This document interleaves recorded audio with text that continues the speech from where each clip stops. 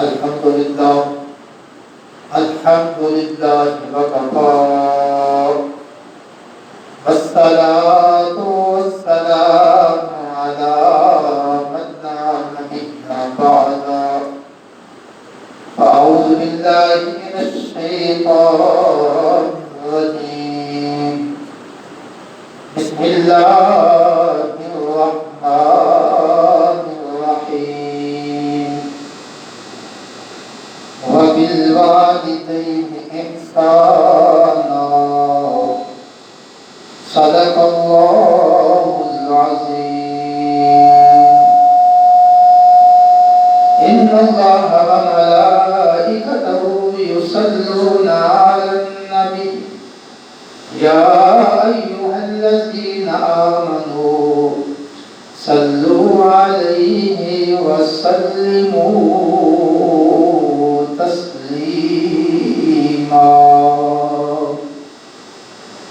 محبت و ذوق کے ساتھ الصلاۃ والسلام علیک یا سیدی یا رسول اللہ، الصلاۃ والسلام علیک یا سیدی یا حبیب اللہ، الصلاۃ والسلام علیک یا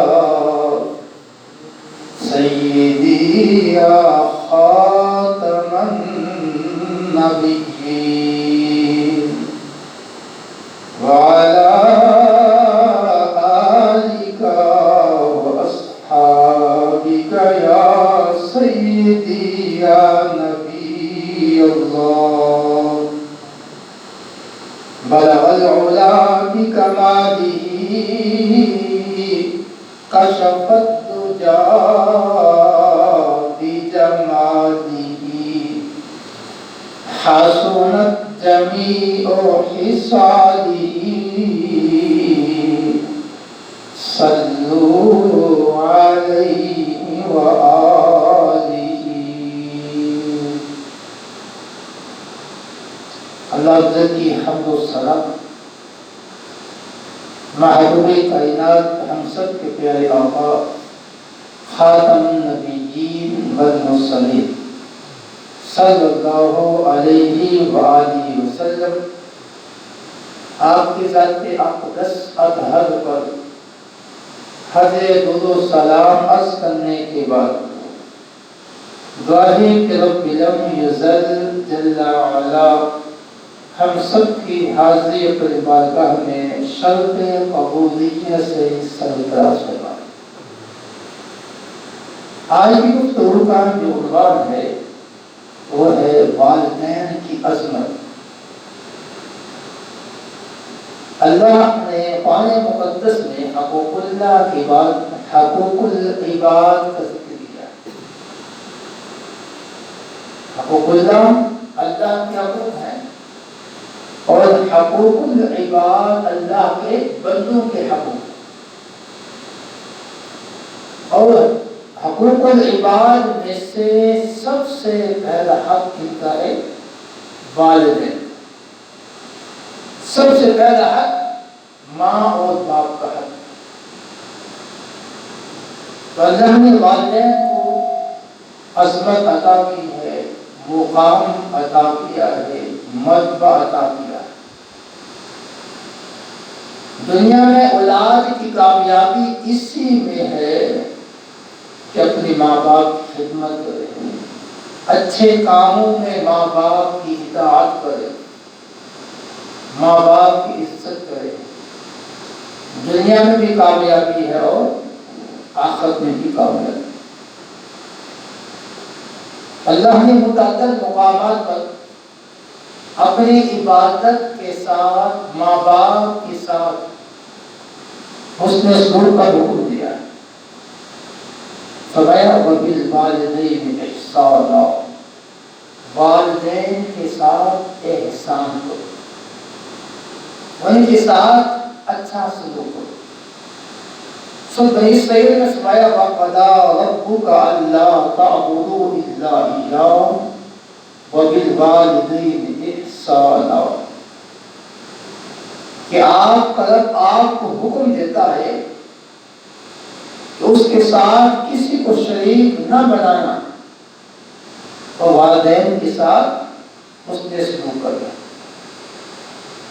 تو والدین کے ساتھ حسن سلوک حکم خدا بندی بھی ہے، حکم رسول بھی ہے، اور اللہ رسول کی رضا کا ذریعہ بھی ہے۔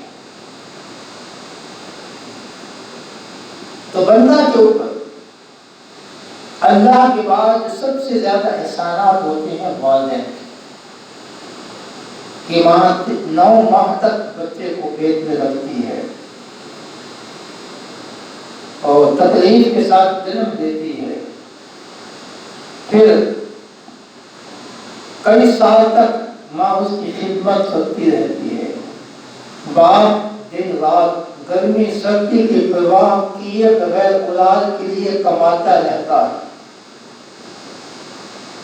اپنا دکھ سکھ بھول جاتا ہے، اپنے اولاد کی خدمت میں لگا رہتا ہے۔ ماں اور باپ جب تک بچے اپنے پاؤں پہ کھڑے نہیں ہو جاتے ان کی خدمت کرتے رہتے ہیں۔ صحت کا معاملہ ہے، اگر اولاد بیمار ہو جائے ماں باپ کو سکون نہیں آتا، علاج کراتے ہیں، ضروریات زندگی ان کی پوری کرتے ہیں۔ تعلیم اتنی مہنگی ہے، ماں باپ خود مشقت میں پڑھ کر رزق حلال کما کر کے اولاد کو تعلیم دے۔ اگر جو ہے جب بچہ اپنے پاؤں پہ کھڑے ہو جائے تو پھر والدین سے حسن سلوک نہیں کرنا تو کس سے کرنا؟ تو ہم سب کا اولاً جو حسن سلوک کے مستحق ہیں وہ والدین، ان کے ساتھ عزت سے پیش آیا جائے، والدین کی عزت کی جائے، ان کے آگے آہستہ اور نرم لہجے میں گفتگو کی جائے، ان کی ہر جائز خواہش کو پورا کیا جائے، ان کی ضروریات زندگی کا خیال کیا جائے۔ تو یہ حکم خدا بندی کے ساتھ ساتھ ذریعہ نجات میں ہے، صدقہ جاریہ۔ نبی مکرم صلی اللہ علیہ وسلم فرمایا کرتے تھے کہ کاش میری والدہ زندہ ہوتی اور میں نماز میں ہوتا، مجھے آواز آتی یا محمد صلی اللہ علیہ وسلم، میری والدہ مجھے آواز دیتی، میں نماز توڑ کر والدہ کی خدمت میں حاضر ہو جاتا۔ یہ والدہ کی عظمت مقام بیان کیا ہے کہ میں اپنی والدہ کی خدمت میں حاضر ہو جاتا۔ یہاں تک کہ اللہ کا محبوب شاہ فرماتے ہیں الجنت تحت اقدام الامہات، فرمایا جنت ماں کے قدموں کے نیچے، کہ ماں کی خدمت سے، ماں کی محبت سے، ماں کی اطاعت سے جنت ملتی ہے۔ لہذا نافرمانوں کو جنت نہیں ملتی۔ جو اولاد ماں باپ کی نافرمان ہے کہ جنت نہیں ملتی، جنت فرما بردار اولاد کو ملتی۔ لہذا ماں باپ کی خدمت سے جنت ملتی ہے، اور جسے جو جنت مل گئی اسے جنت والا خدا بھی مل جاتا ہے، جنت والا خدا بھی مل جاتا ہے۔ یہ صحابی درس کی حضور میری والدہ مسلمان نہیں ہوئی، میری والدہ مسلمان نہیں ہے، میں مسلمان ہوں، اب میری والدہ کے بارے میں حکم کیا ہے؟ اللہ کے محبوب نے فرمایا وہ تمہاری والدہ ہے، اس کی خدمت تم پہ لازم ہے، اور جب قافلہ والدہ کی خدمت بیٹے پہ لازم ہے تو پھر مومن صاحب نیک اولاد خدمت تو بدرجہ اولا ہے وہ لازم ہے۔ نیک صاحب والدین مومن ہیں، ان کی خدمت تو اولاد پر بدرجہ اولا لازم ہے۔ لہذا ماں باپ کی عزت کرنا انبیاء کی سنت کی بات ہے۔ حضرت سیدنا موسیٰ کلیم اللہ علیہ السلام جب کوہ پہ جاتے تھے نا تو ان کی والدہ مصلی بچھا لیتی، اللہ کے حضور عبادت و زیادت بھی کرتے تھے، ساتھ دعا کرتی، یا اللہ میرا موسیٰ جذباتی بھی ہے، غصے والا بھی ہے، اگر گفتگو میں غصے کا اظہار ہو جائے یا اللہ اس سے درگزر کر دینا، اس سے درگزر کرنا۔ سیدنا موسیٰ کلیم اللہ اللہ کے نبی بھی ہے، رسول بھی ہے، اولو العزم رسولوں میں سے ان کا شمار ہوتا ہے، صاحب کتاب نبی ہے، صاحب شریعت نبی ہے، اور قرآن مقدس میں سب سے زیادہ جس نبی کا ذکر آتا ہے موسیٰ کلیم اللہ کا آتا ہے۔ اللہ کو بڑے لاد ہے پیغمبر ہے، اور حضور پہ جاتے ہیں، والدہ دعائیں خیر، اللہ سے گپ شپ لگاتے ہیں۔ چند سال بعد والدہ کا انتقال ہو گیا، سیدنا موسیٰ علیہ السلام کی والدہ کا انتقال ہوا۔ اب والدہ کی وفات کے بعد، انتقال کے بعد حسب معمول قحطور پہ جاتے ہیں اللہ سے گفتگو کرنے کے لیے، ہم کلام ہونے کے لیے، تو غائب سے آواز آتی ہے، اے موسیٰ آج بات سمجھ کے کرنا، اے موسیٰ آج بات دھیان سے کرنا۔ عرض کی یا اللہ میں پہلے بھی آتا تھا لیکن اتنے سخت الفاظ مجھے نہیں کہے گئے، آج کی خاص بات ہے۔ اے موسیٰ تو جانتا ہے جب تو پہلے آتا تھا مجھ سے ہم کلام ہونے، تو قحطور پہ آتا تھا، تیری والدہ مصلی بچھا کے دعا کرتی تھی، یا اللہ کا موسیٰ سے گفتگو میں کمی کوتاہی ہو جائے تو معاف کر دینا۔ آج تیرے پیچھے مصلی بچھا کر تیری والدہ دعا کرنے والی نہیں ہے، والدہ قسمت دیکھے، اللہ بھی حیا کرتا ہے، لہذا آج جو بھی گفتگو کرنی ہے وہ دھیان سے کرنی ہے۔ رب جان یہ ذل بھی والدین کی دعا اولاد کی حق میں قبول فرماتا۔ حضرت ابو ہریرہ رضی اللہ عنہ ہو، آپ فرماتے ہیں کہ میری والدہ مسلمان نہیں ہوئی تھی، مسلمان نہیں تھی، میں مسلمان تھا، آقا کا غلام تھا، صحابی تھا۔ میں نے عرض کی حضور میری والدہ جو ہے مسلمان نہیں ہے، آپ کو اچھا نہیں سمجھتی، ہمارے دین کو پسند نہیں کرتی، اللہ کا رسول کا انکار کرتی ہے۔ فرمایا پھر بھی اپنی والدہ کی خدمت کر، پھر بھی والدہ کی خدمت کر، حالانکہ مسلمان نہیں ہے۔ آپ فرماتے ہیں میں خدمت کرتا رہا، تو ایک دن میرے ذہن میں بات آئی کہ کیوں نہ ہم اللہ کے رسول سے دعا کرا لوں۔ میں نے عرض کی حضور آپ دعا فرمائیں کہ میری والدہ مسلمان ہو جائے، والدہ مسلمان ہو جائے۔ اللہ کے محبوب اپنے ہاتھوں کو دعا کے لیے اٹھاتے ہیں، تو والدین کی دعا کرنا، دعا کرانا صحابہ کی سنت میں ہوتا ہے۔ حضرت ابو ہریرہ رضی اللہ عنہ فرماتے ہیں اللہ کے محبوب دعا کر رہے ہیں، میں نے آمین کہی، یہاں تک کہ دعا ختم ہوئی، میں دوڑ کر مسجد نبوی شریف سے گھر کی طرف جا رہا ہوں، گھر کی طرف جا رہا ہوں، اور جب میں نے جا کے دروازے پہ دستک دی،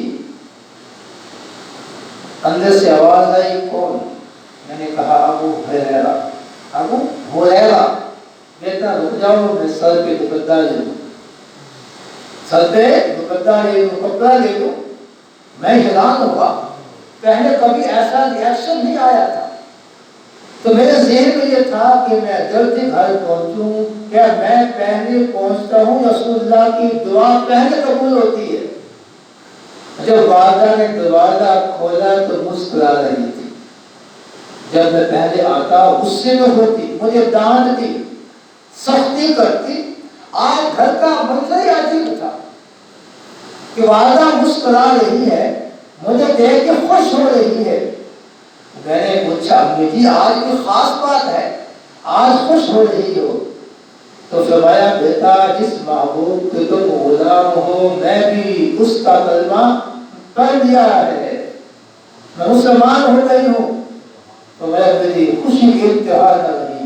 تو میرے آنے سے پہلے اللہ کے حضور اللہ کے محبوب کی دعا قبول بھی ہو گئی، میری والدہ مسلمان بھی ہو گئی، والدہ مسلمان بھی ہو گئی۔ تو میں پہلے بھی خدمت کرتا تھا، پھر میں پہلے سے زیادہ خدمت کرنے لگا، خدمت کرنے لگا۔ تو باپ کے بعد اللہ رسول شاہ فرماتے ہیں، فرمایا کہ باپ کی رضا میں اللہ کی رضا۔ اگر باپ خوش ہو جائے نا اولاد پہ، اللہ بھی خوش ہو جاتا ہے۔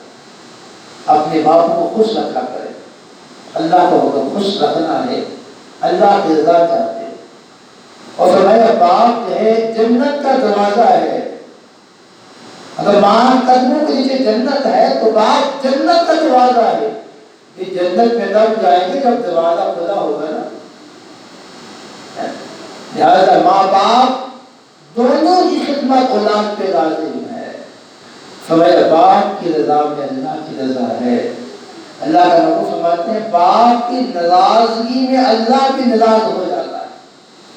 اللہ کو ہم اگر راضی کرنا چاہتے ہیں تو ماں باپ کو راضی کرنا، اللہ کو کی خوشنودی رضا لینا چاہتے ہیں تو ماں باپ کو خوش رکھا۔ اللہ جنت جو ہے فرمایا ماں قدموں کو دیجیے۔ ایک صحابی تذکر ہو، اللہ اکبر، میں نے اپنی والدہ کو کندھے پہ سوار کیا، مدینہ سے مکہ لے گیا، کھانے گیا، مدینہ المنورہ سے مکہ المکرمہ لے گیا۔ میں نے طواف بیت اللہ بھی کرایا ہے، صفا مروہ کی سعی بھی کرائی ہے، کردوں کو تھا ضعیف تھی، میں نے آب زمزم بھی پلایا ہے۔ پھر میں نے عمرہ شریف پڑھا کے واپس مکہ سے مدینہ لے کے آئے۔ کیا میں نے اپنی والدہ کا حق ادا کر دیا؟ کہاں مکہ المکرمہ، کہاں مدینہ المنورہ۔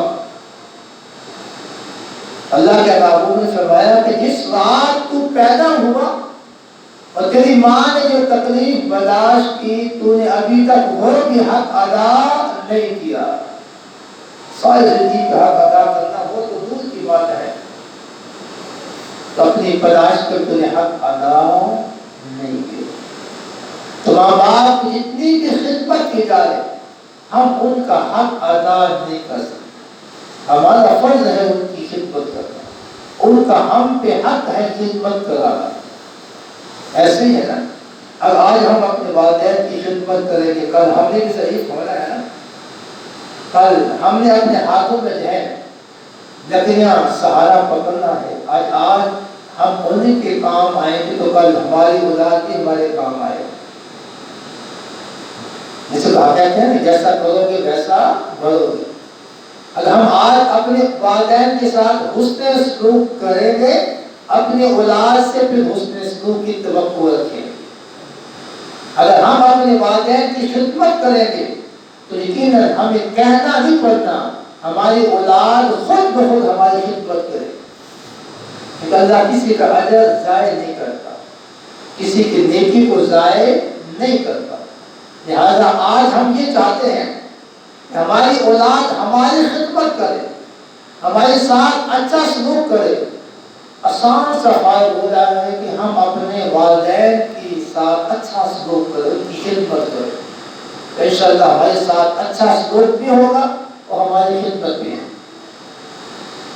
اور پھر والدین کے ساتھ حسن سلوک ہے صرف زندگی تک محدود نہیں ہے، جب تک والدین زندہ ہیں ان کی خدمت کی جائے، اچھے کاموں میں ان کی اطاعت کی جائے۔ اور والدین دنیا سے چلے جائیں تو پھر بھی والدین کے ساتھ تعلق بحال رہتا ہے۔ اور بیدم یزر نے نماز فرض کی ہے، ہم نماز شروع کرتے ہیں، ثنا پڑھتے ہیں، تحفظ ہے، تسبیح ہے، صوت فاتحہ ملاتے ہیں، صوت ملاتے ہیں، قیام سجود کرتے ہیں، آخر میں ہم بیٹھ کر تشہد پڑھتے ہیں، ایسے نا؟ تو پیغمبر ذر نے نماز کے آخر میں ایک دعا رکھ دی ہے، رب اجعلنی مقیم الصلاۃ ومن ذریتی ربنا وتقبل دعاء ربنا اغفر لی ولوالدی وللمؤمنین یوم یقوم الحساب۔ اور جب تک ہم نماز کے آخر میں والدین کے لیے بخشش کی دعا نہیں کر لیتے، ہماری نماز مکمل نہیں ہوتی۔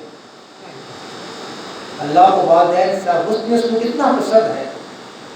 جب پیغمبر ذر نے والدین کی بخشش کی دعا اپنی عبادت میں رکھ دی ہے، جب تک ہم تشہد میں والدین کے لیے بخشش کی دعا نہیں کر لیتے، ہماری نماز مکمل ہی نہیں ہوتی۔ والدین کے ساتھ حسن سلوک اللہ کو بڑا پسند۔ یہ دعا جو ہے جب حضرت ابراہیم خلیل اللہ کی دعا ہے، اللہ کو ان کو یہ دعا بڑی پسند آئی۔ اللہ ہم سے قرآن کا حصہ بھی بنایا ہے، ہماری نماز کا حصہ بھی بنا دیا۔ حضرت اویس قرنی رضی اللہ عنہ عظیم تابعی ہیں، عظیم تابعی ہیں، کئی مرتبہ تیار ہوئے صحابیت کا درجہ لینے کے لیے، لیکن نہ آ سکے۔ کیوں؟ والدہ کمزور تھی، بیمار تھی، ضعیف العمر تھی، اور کوئی خدمت کرنے والا نہیں۔ اللہ کے محبوب فرمایا کرتے مجھے قدم سے جو ہے خوشبو آتی ہے، اس کی حضور خوشبو آنے کی وجہ کیا ہے؟ فرمایا وہاں اویس قرنی رہتے ہیں، اویس قرنی رہتے ہیں۔ اس کی حضور جب آپ سے اتنی محبت کرتے ہیں، عشق کرتے ہیں، پیار کرتے ہیں، تو پھر آپ کیوں نہیں جاتے؟ فرمایا ان کی مجبوری ہے، ان کی والدہ ضعیف العمر کمزور ہے، ان کی کوئی خدمت کرنے والا نہیں ہے، ان کی خدمت میں لگے رہتے، وہاں سے آنے پہ وقت لگے گا، دن لگیں گے، پھر جانے پہ دن لگیں گے۔ اللہ اکبر۔ اللہ کے محبوب کو حضرت ویسے قرنی کے دیکھا نہیں ہے، دن دیکھ کے اللہ کے محبوب ان میں دعائیں خیر کرتے۔ اب جو انہیں یہ اعزاز ملا ہے، مقام ملا ہے، والدہ کی خدمت کی وجہ سے ملا۔ اللہ اکبر۔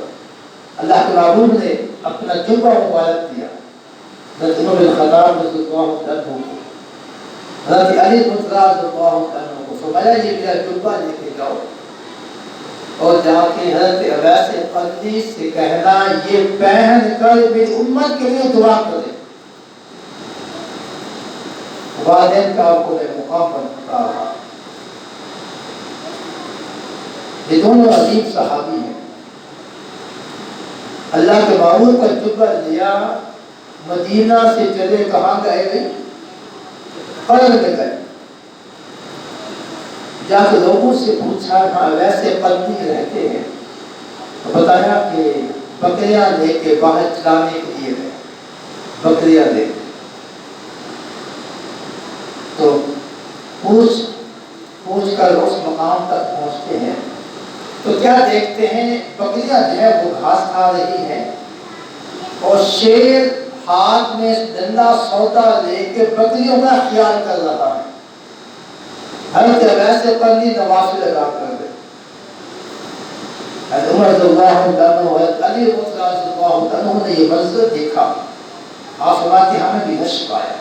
کتنا عظیم انسان ہے، امام الانبیاء صلی اللہ علیہ وسلم نے ہمیں مدینہ سے قرن اس کے پاس بھیجا، امت کے لیے دعا کرانے کے لیے بھیجا۔